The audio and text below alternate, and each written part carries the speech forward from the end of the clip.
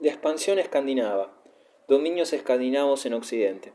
Los vikingos, la nueva invasión escandinava. Algunos pueblos germánicos de cierta importancia debieron partir de Skansa, cuna de pueblos, como un historiador godo llama Escandinavia, en busca de nuevos hábitats.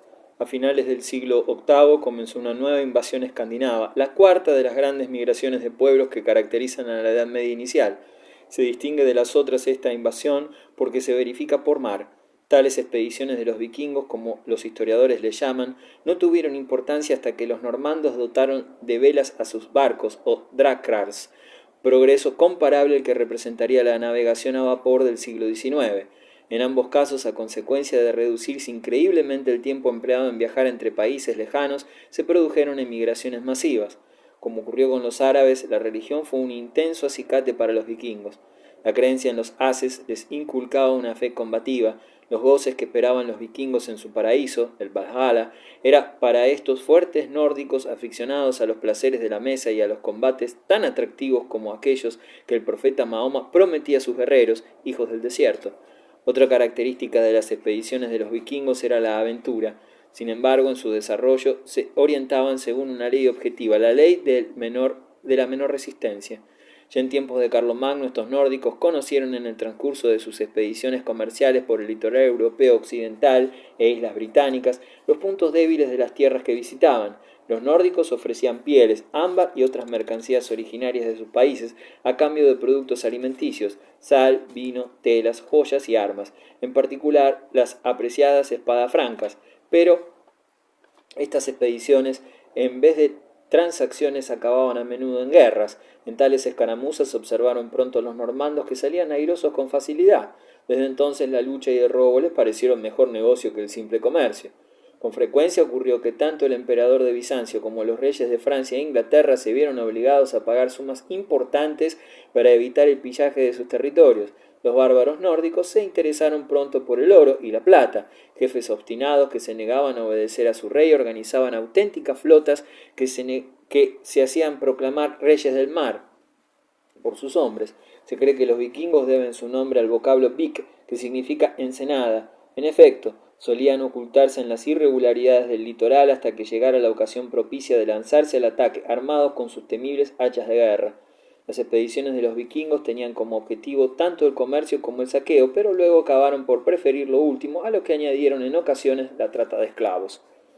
Los normandos en Francia, España y Gran Bretaña. Desde el año 800, Carlomagno se vio obligado a adoptar medidas para defender los puertos frisones de las incursiones de los vikingos.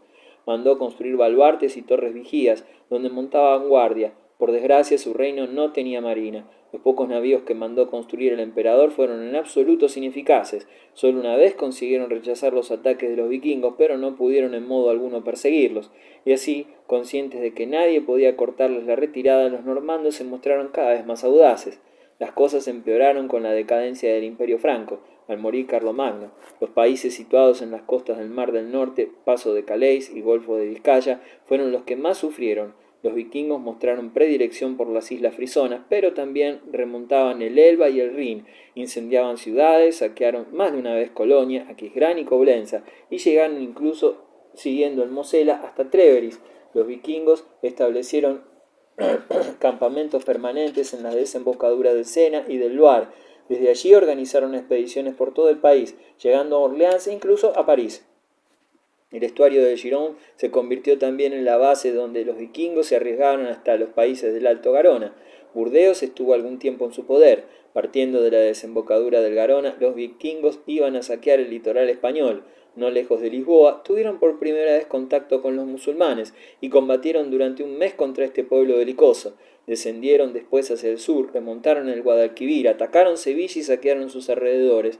La costa occidental de Marruecos fue visitada también por los vikingos. Cuando los normandos descubrieron el camino hacia el Mediterráneo, se entregaron a sus exacciones en África, en España y en Francia, remontando audaces el curso del Ródano. Estos paganos saqueaban con preferencia iglesias y conventos, donde estaban seguros de encontrar tesoros, entre ellos cálices de oro y relicarios adornados con piedras preciosas. Sentían debilidad por el vino, les gustaba tanto el enervante licor como al oso la miel, y eran capaces de recorrer enormes distancias con el único fin de apoderarse de vino abundante. Rara vez encontraban resistencia. El rey de los francos, Carlos el Simple, tuvo la idea de formar contra los vikingos una frontera defensiva compuesta por hombres de su misma raza. Al circular la noticia de que los normandos acababan de llegar a la desembocadura del Sena, cundió el pánico en el país de los francos. El canónigo francés Dudon, a quien el duque de Normandía encargó un siglo más tarde que escribiera la historia del ducado, nos proporciona en su dramático relato una idea chocante del contraste que existía entre francos y escandinavos. El vasallo franco que mandaba al país hizo un llamamiento a sus tropas, pero antes procuró tratar con los intrusos. Llamó a un célebre normando, Hastings, que fue en su tiempo un temible vikingo, pero que había pasado al servicio del rey de Francia, y le rogó que se entrevistara con sus antiguos compatriotas. Seguido de 2 caballeros francos que sabían el danés, Hastings se dirigió a la orilla del río y allí se desarrolló un diálogo considerado como clásico en su género. Uno de los 3 emisarios francos gritó a los vikingos: «Nosotros, caballeros, somos enviados del rey de los francos y exigimos que nos digáis de dónde venís y qué queréis». La respuesta nos hizo esperar. «Somos daneses, venimos de Dinamarca y queremos conquistar Francia». «¿Quién es vuestro jefe?» «Nosotros no conocemos jefe, somos todos iguales». «¿Habéis oído hablar alguna vez de un tal Hastings, que fue vuestro compatriota y que está aquí acompañado de muchos guerreros?» «Sí, ese hombre comenzó bien, pero acabó mal». Hastings continuó: «¿Queréis someteros a Carlos, rey de Francia, entrar a su servicio y recibir de él grandes recompensas?» Los daneses no parecieron entusiasmarse. «Nosotros no nos sometemos a nadie. La recompensa que más nos agrada la conseguimos con las armas en la mano y con nuestras hazañas. ¿A dónde os dirigís ahora?» «Apresúrate a marcharte», replicaron los normandos. «No nos gustan todas estas charlatanerías y no queremos ponerte al corriente de nuestros proyectos». La fundación de Normandía. Pero el deseo de residir en el nuevo país a donde habían llegado incitó a los normandos a aceptar en 911 el ofrecimiento de Carlos el Simple para establecerse en su reino. Las condiciones eran que defendiesen su nueva residencia contra los otros vikingos, que se convirtieran al cristianismo y se mantuvieran en paz con las demás comarcas francesas. Por ellos se llamó el país Normandía. Uno de sus jefes, Roland o Rolf, la recibió en feudo. De él se cuenta que en el momento de la investidura se negó a seguir la costumbre de besar el pie del soberano, si bien admitió que uno de sus hombres realizara el acto en su lugar, pero también era demasiado altivo para someterse a ello. Al coger el pie del rey, tiró de él con tal fuerza para levantarlo que lo hizo caer hacia atrás. La invasión escandinava logró resultado análogo al de las invasiones germánicas. En ambos casos los invadidos se percataron de que era posible servirse de una tribu bárbara contra otra, consiguiendo así una defensa de la que eran incapaces.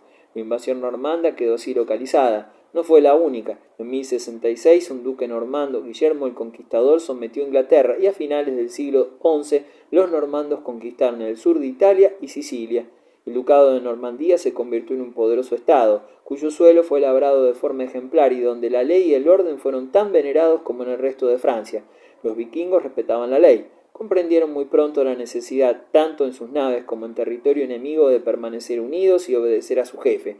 El reparto del botín estaba sometido a reglas bien determinadas. Era innata su obediencia a las leyes que ellos mismos se habían impuesto. Muchos llevaron consigo a su mujer e hijos y le siguieron otras mujeres normandas para vivir con sus parientes y conocidos. Los corpulentos y rubios normandos fueron los súbditos más vigorosos de la corona francesa. A la larga acabaron por mezclarse con los autóctonos y convertirse todos al cristianismo. En cuanto a las islas británicas, sufrieron a los vikingos aún más que el continente. El litoral del reino franco fue atacado sobre todo por los daneses. Los celtas y los anglosajones hubieron de soportar los asaltos de daneses y noruegos a la vez. Los noruegos pasaron a las islas Shetland, Orkney y Hébridas, y allí se quedaron. Desde aquellos nidos de piratas, los noruegos emprendieron expediciones a Irlanda y Escocia, mientras que los daneses devastaron en especial Inglaterra e Irlanda. El nombre de vikingo inspiraba tanto terror que el arzobispo de York, en una alocución que se ha conservado, reprochó a sus fieles que 10 anglosajones no se hubieran atrevido a defenderse contra un solo danés. Como en Normandía, los vikingos demostraron en la otra orilla del canal sus aptitudes para estructurar un estado. Establecieron colonias normandas en diversos lugares del litoral inglés. Incluso el elemento femenino también vino de su país de origen a estas colonias.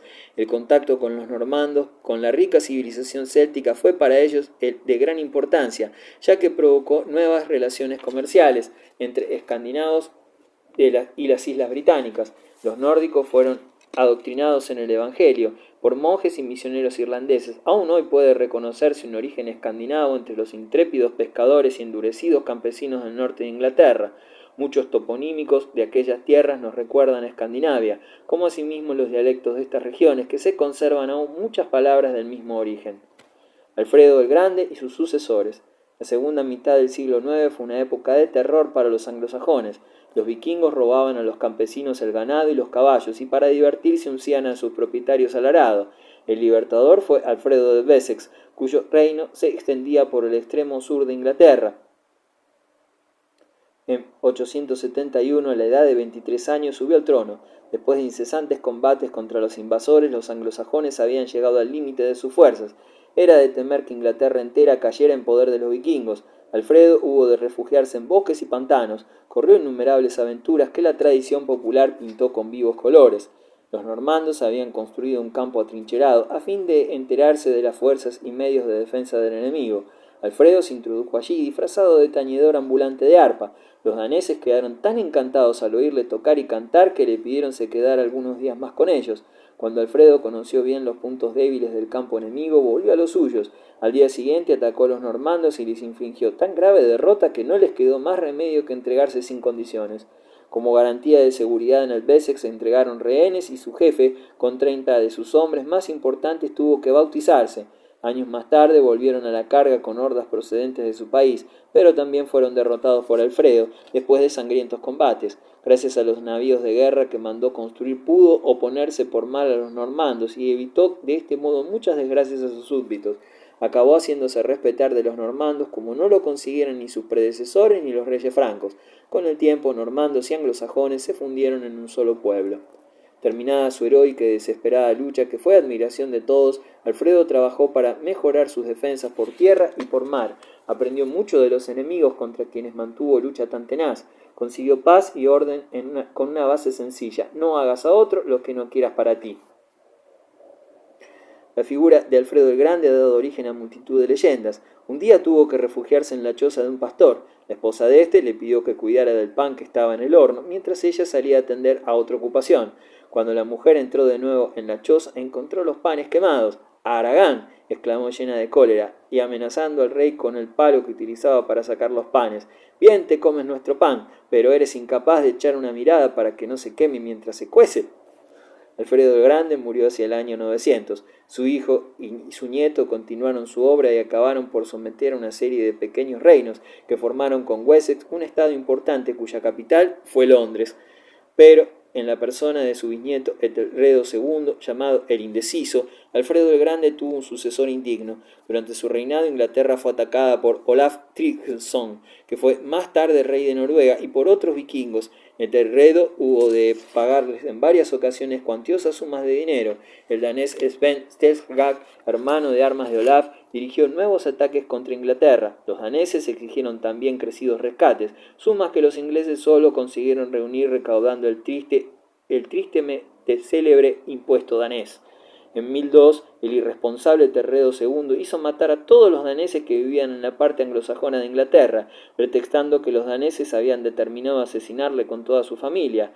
Sven Stensgard se vengó a saciedad de este crimen, devastando anualmente el país y exigiendo cada vez enormes rescates. Iba acompañado de Olaf Haraldsson, que también fue rey de Noruega y después de su muerte canonizado con el nombre de San Olaf. Ethelredo viose obligado a huir de su país y Sven Stensgard se coronó rey de Inglaterra. Su hijo, Canuto el Grande, que subió al trono en 1016, sometió toda Inglaterra, gobernó con energía este reino y el de Dinamarca, conquistó después Noruega y parte del país de los Vendas, de modo que su reino fue el mayor de cuantos hayan gobernado los reyes escandinavos. Además, legó a Inglaterra con sus leyes un monumento imperecedero. Uno de los más notables aspectos de esta legislación es la casi igualdad de las diversas clases sociales ante la ley. El reinado de Canuto representó un periodo de paz y prosperidad para su pueblo, pero fue, por desgracia, de corta duración.